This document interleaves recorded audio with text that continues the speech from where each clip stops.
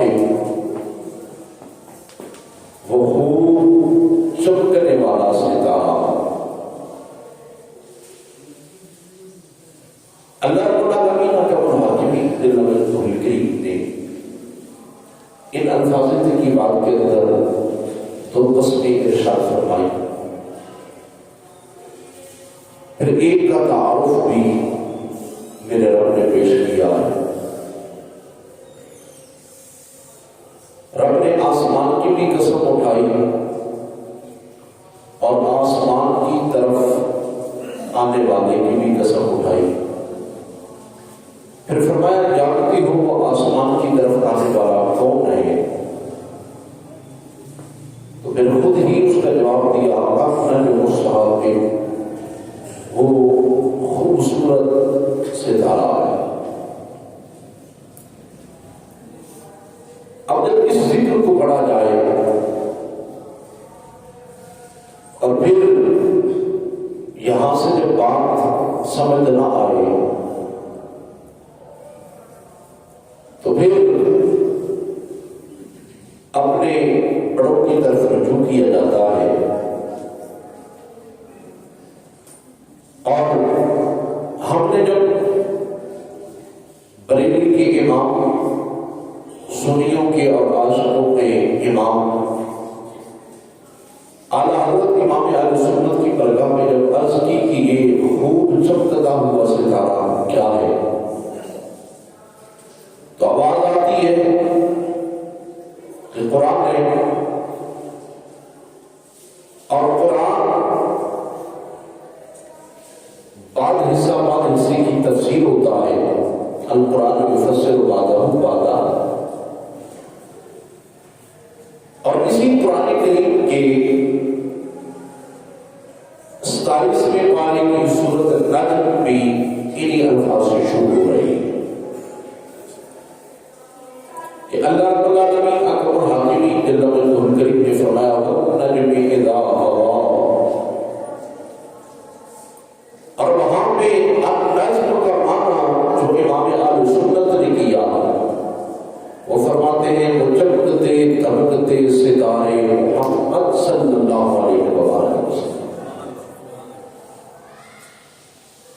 تو پھر پتہ چل گیا کہ یہ سورۃ طارق کی ایک آیات بینات میرے مصطفیٰ کی سیر معراج کو بیان کرتے ہیں. سبحان اللہ. اور میرا رب میرے محبوب کی سیر معراج کی قسمیں اٹھا رہا ہے اور میرے مصطفیٰ کریم علیہ السلام کی سیر معراج کتنی کمال کی ہے. اور معراج سے جب میرے پاک نبی واپس تشریف لائے اس حوالے سے اب میں نے گزارشات پیش کرنی ہے. میرے پاک نبی صلی اللہ علیہ وسلم کی معراج شریف کے ہیں 3 حصے. پہلا ہے مسجد حرام سے لے کے مسجد اقصی تک. دوسرا ہے مسجد اقصی سے لے کے سدرۃ المنتہا تک. اور تیسرا ہے سدرۃ المنتہا سے آگے پھر لا مقام تک. اور میرے پاک نبی جب رب الجلال کو اپنے سر کی آنکھوں سے دیکھ کے واپس تشریف لائے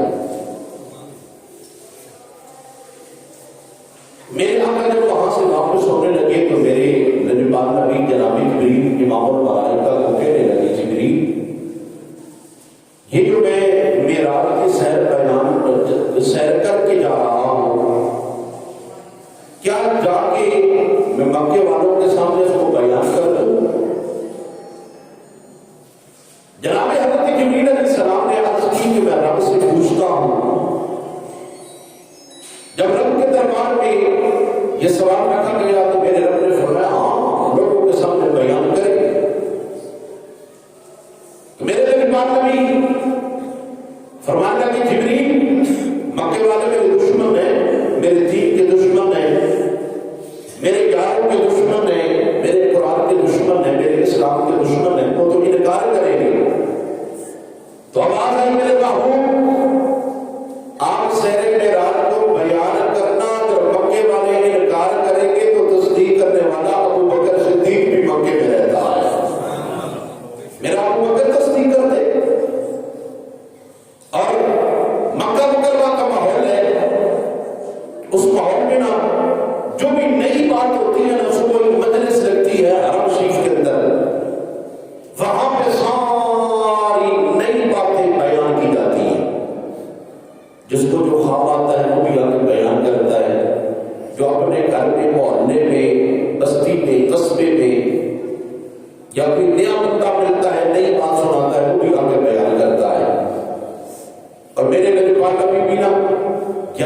آخری ہے، رجب اور رجب کی 27 تاریخ ہے، صبح صبح میرے آقا نکلے، عرب شریف کے اندر آئے، میرے آقا نے اپنی سیر معراج کو بیان کیا۔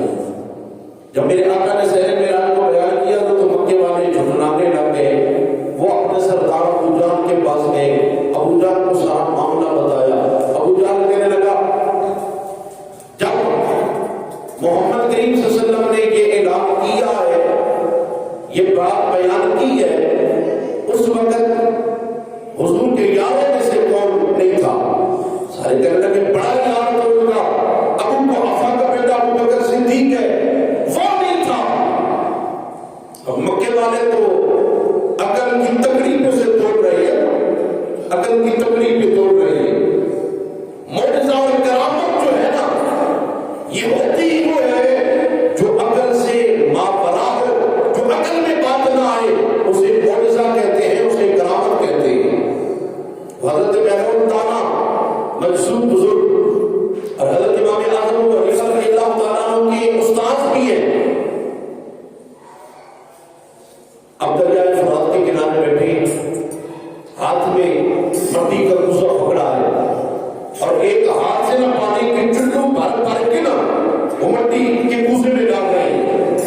ایک بندہ وہاں سے گزرا تھا، ذرا وہ دوسرے سیل کا، وہ کہنے لگا بابا کیا کر رہا ہے؟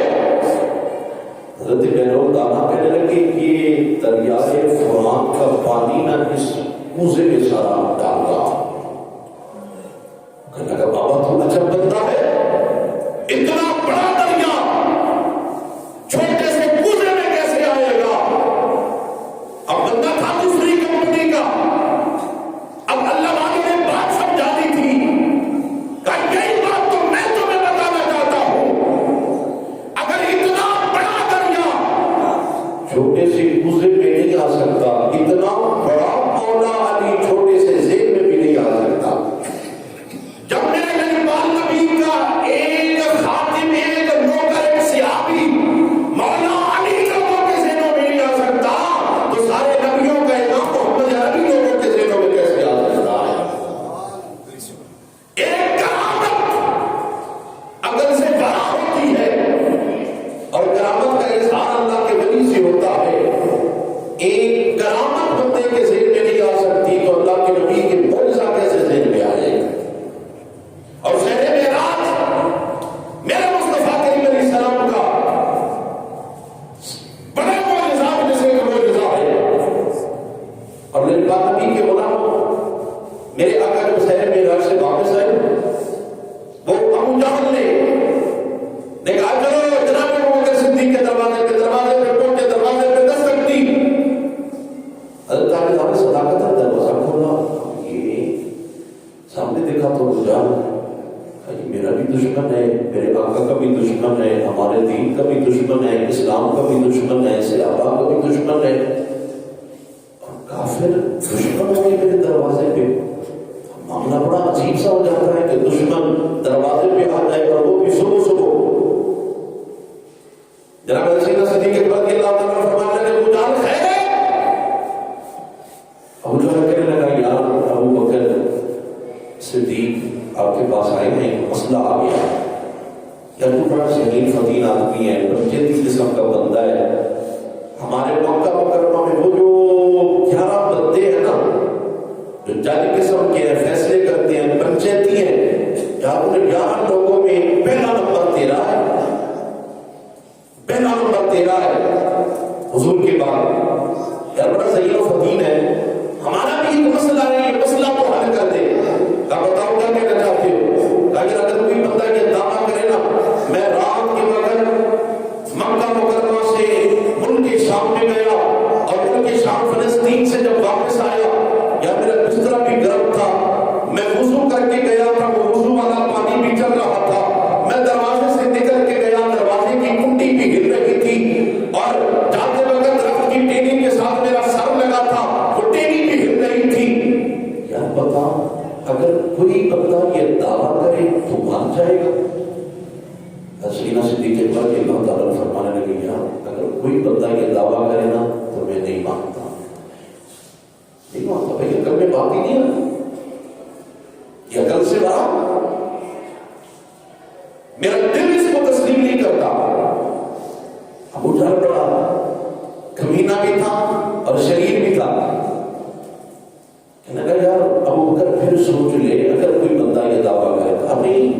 یہ نہیں ہو سکتا.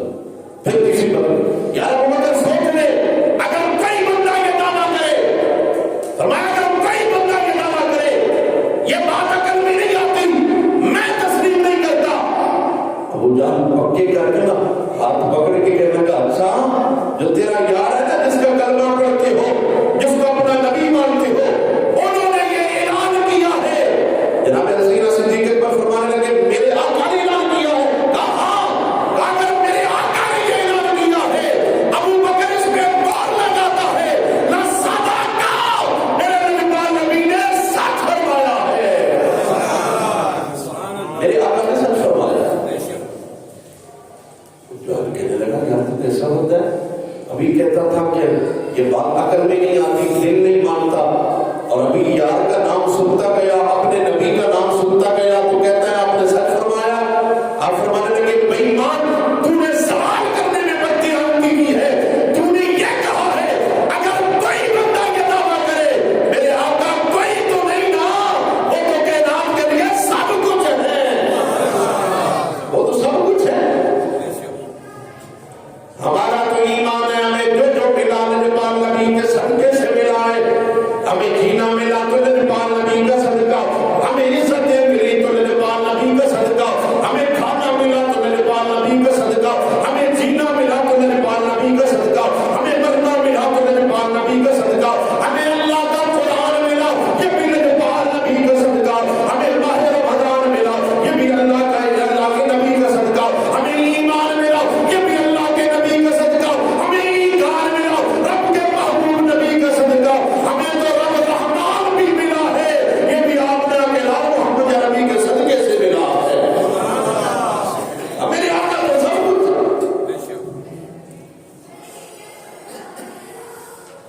اور جناب سیدنا صدیق اکبر رضی اللہ عنہ فرمانے لگے کہ اتنی بات سن کے میرے پاس آ گئے, اگر میرے آقا اس سے اگلی بات بھی کہہ دیتے نا میں اس کی بھی تسلیم کر دیتا.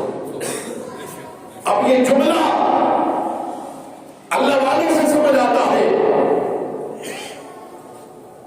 ہم نے اپنے شیخ کامل سے پوچھا کہ جناب صدیق اکبر نے کیا تو جملہ کہا ہے کہ اگر میرے آقا اس سے بھی آگے کہہ دیتے میں اس کی بھی تصدیق کر دیتا. تو میرے شیخ کامل فرمانے لگے اصل حکمت ہے یا رب جانتا ہے یا رب کا محبوب جانتا ہے یا صدیق اکبر جانتا ہے.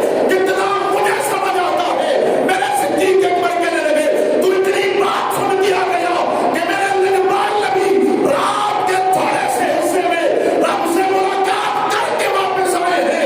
اس بات کو لے کے آ گیا اگر میرے آقا یہ فرما دیتے رات کو رب میرے پاس آیا تھا میں اس کی بھی تصدیق کر دیتا. کیونکہ وما ينطق عن الهوى ان هو الا وحي يوحى. میں میرے آقا کی زبان اس وقت تک کھلتی نہیں جب تک وحی کی تار نہیں ملتی.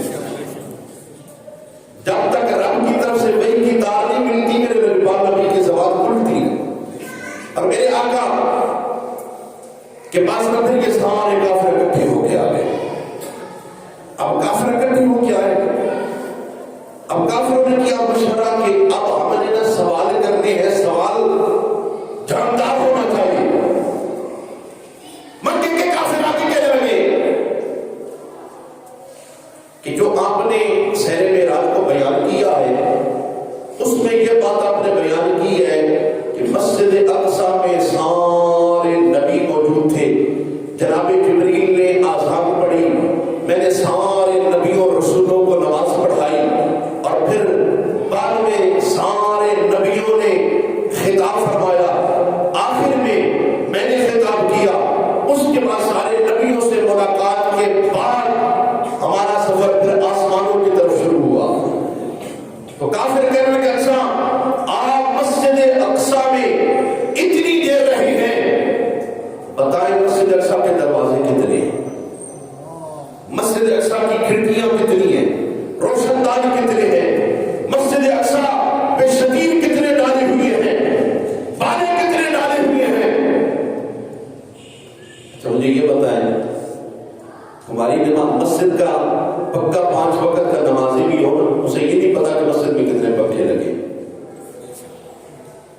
یا انتظامیہ کو پتا یا امام صاحب کو پتا ہوتا ہے، لیکن نمازیوں کو پتا نہیں ہوتا.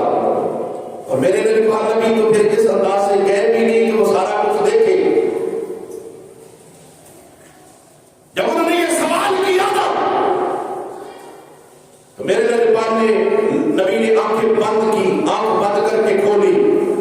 میرے آقا فرمان لگے اتنے دروازے ہیں، اتنے روشن دان ہیں، اتنی مسجد اقصی میں صفیں ہیں اور اتنے شتیر ہیں، اتنے بالے ڈالے ہوئے ہیں. اب ان میں پہلے گنتی کروا چکے تھے اور میرے آقا فرمانے بھی لگے مسجد اقصی کا فلاں نمبر کا دروازہ، ایک دروازہ بند تھا، ایک دروازہ کھلا تھا، اس دروازے سے سارے نبی میں داخل ہوئے، اس دروازے سے نبیوں کا امام محمد عربی بھی داخل ہوا. مکے کے کافر کہنے لگے یار اس بات کی تصدیق کرنی ہے. انہوں نے بندہ بھیجا کہ جاؤ مسجد اقصی کے خادم سے پوچھو. مسجد اقصی کے خادم سے جا کے پوچھا، وہ کہنے لگا میں نے رات کو مسجد کے سامنے دروازے بند کیے، ایک دروازہ مجھ سے کھلا رہ گیا، میں نے اس کی کنڈی نہیں لگائی. جب صبح مسجد کھولنے کے لیے آیا وہ دروازہ بھی کھلا تھا اور مسجد سے خوبصورت سے خوبصورت تر خوشبو کے حلے بھی آ رہے تھے. اور میرے نبی پاک نبی نے اعلان بھی کیا مکہ مکرمہ کا ایک قافلہ فلاں جگہ پہ پہنچا ہے، ایک قافلہ فلاں جگہ پہ پہنچا ہے، ایک قافلہ فلاں جگہ پہ پہنچا ہے. اور میرے نبی پاک نبی فرمانے لگے فلاں قافلے والے کے پاس سے ہم گزرے، وہ قافلے کی اونٹ ڈر کے بھاگے، فلاں نمبر کا اونٹ دوڑا، دوڑ کے گرا، اس کی ٹانگ ٹوٹ گئی. اور میرے نبی پاک نبی نے بتایا دوسرا قافلہ فلاں جگہ پہ پہنچا ہے، فلاں وقت میں مکہ مکرمہ میں پہنچ جائے گا.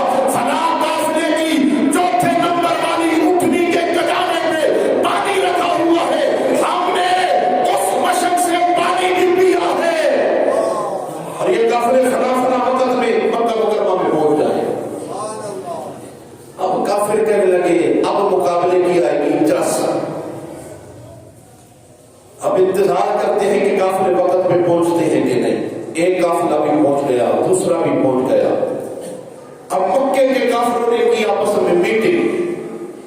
انہوں نے کہا کیا کیا جائے، مشورہ طے ہوگا کہ ہم ایسا کرتے ہیں کہ کسی بندے کو گھوڑے پہ چڑھا کے، عربی گھوڑے پہ سے کہتے ہیں گھوڑا دوڑا کے جا کے نہ قافلے والوں کو روک لینا، قافلہ وقت میں نہیں آئے گا. ہم معاذ اللہ اللہ یعوذ باللہ رب کے محبوب نبی کے جھوٹے ہونے کا جشن منائیں گے اور ہم کہیں گے معاذ اللہ اللہ کے نبی جھوٹے ہیں.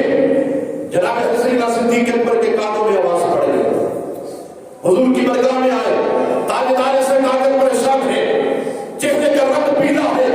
میرے آقا فرمانے لگے اور میرے یار ابو بکر جی آقا یار پریشان کیوں ہے؟ آقا آج کافروں نے یہ پلان بنا رکھا ہے. میرے آقا فرمانے لگے ابو بکر پریشان کیوں ہوتا ہے؟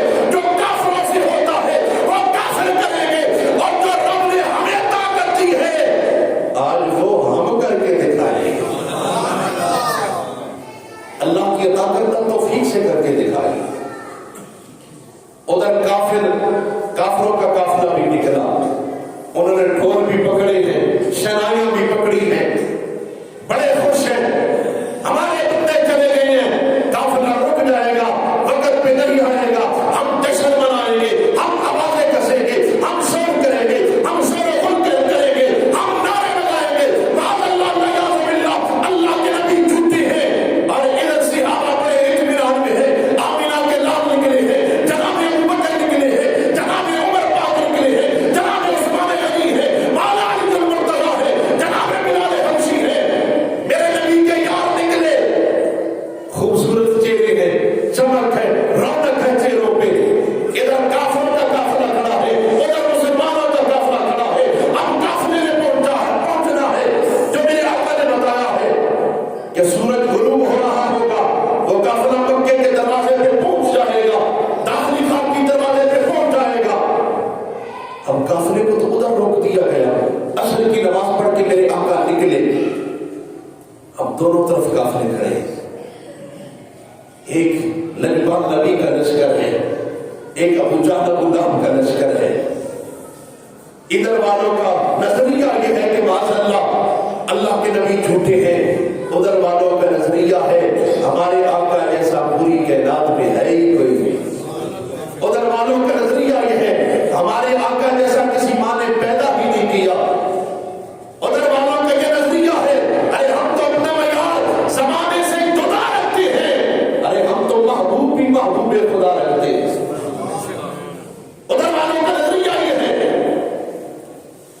ادھر کھڑے ہو کے نا میرے آقا نے سورج کی طرف دیکھا، میرا ایمان وجدان کہتا ہے میرے آقا نے آنکھوں میں پوچھا ہوگا سورج بتا تیری مرضی کیا ہے؟ سورج نے بھی کہا ہوگا آقا میں تو پہلے آپ کے چہرے کا دیدار کر کے چلتا ہوں، حکم آپ کا ہوگا، کام وہی ہوگا۔ میرے مہربان نبی نے اشارے میں سورج کو روک دیا، کام تو نے چلنا نہیں، آج تو نے چلنا نہیں، اس وقت تک نہیں چلنا جب تک ادھر سے قافلہ نہیں چلے گا۔ مہربان نبی کے غلاموں سنو، کچھ لوگ ہوتے ہیں ابن الوقت، میرے آقا ابن الوقت نہیں ہے، میرے آقا تو ابان الوقت ہے، میرے آقا انگلی کا اشارہ کرے چاند کا ٹکڑے ہو جاتا ہے، میرے آقا انگلی کا اشارہ کرے سورج ڈوبا ہوا سر کے مقام پہ آتا ہے۔ آج میرے آقا نے سورج کو روک دیا، کہا تو نے چلنا نہیں۔ ادھر کافر انتظار کر رہے ہیں، ادھر صحابہ مطمئن کھڑے ہیں۔ جب سورج رک گیا ادھر قافلہ رکا، ادھر سورج رک گیا۔ اب کافر دیر کافی گزر گئی، کافر ہیں پریشان کہ ادھر سے قافلہ نہیں چل رہا، ادھر سے سورج نہیں چل رہا، ہم نے قافلے کو روکا ہے، دیکھو اللہ کے نبی نے سورج کو روک لیا، اللہ کے نبی نے سورج کو روک لیا ہے۔ ایک دوسرے کو گولیاں مار کے کہنے لگے سن لو جب تک قافلہ نہیں چلے گا ادھر سے سورج بھی نہیں چلے گا، بندے بھیجو انہیں کہو قافلے کی آنے دو، ادھر سے قافلہ چلو ادھر سے سورج چلو۔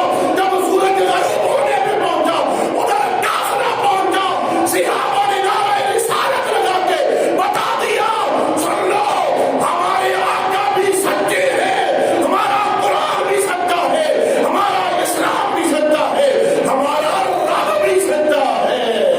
نعرہ تکبیر، نعرہ رسالت، نعرہ حیدری۔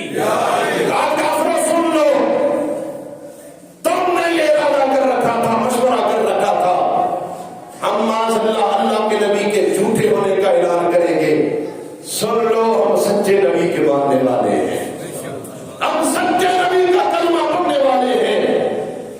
جن جن کے مقدر میں تھا وہ اسی وقت میرے آقا کے قدموں میں گر کے کلمہ پڑھ کے اسلام قبول کر لیا، اور جن کے دلوں پہ مہر لگ چکی، اللہ کا قرآن کہہ رہا ہے ختم اللہ علی قلوبہم وعلی سمعہم وعلی ابصارہم غشاوہ، میرے رب نے یہ اعلان کر دیا محبوب پریشان نہیں ہونا، جن کے دلوں پہ مورے لگ چکی ہیں نا، اور جن کے کانوں پہ مورے لگ چکی ہیں، جن کی آنکھوں کے آگے پردہ آ گیا ہے، یہ کلمہ نہیں پڑھیں گے، یہ اسلام نہیں قبول کریں گے، میں رب نے ان کے اوپر مورے لگا دی ہیں، یہ کلمہ نہیں پڑھ سکتے۔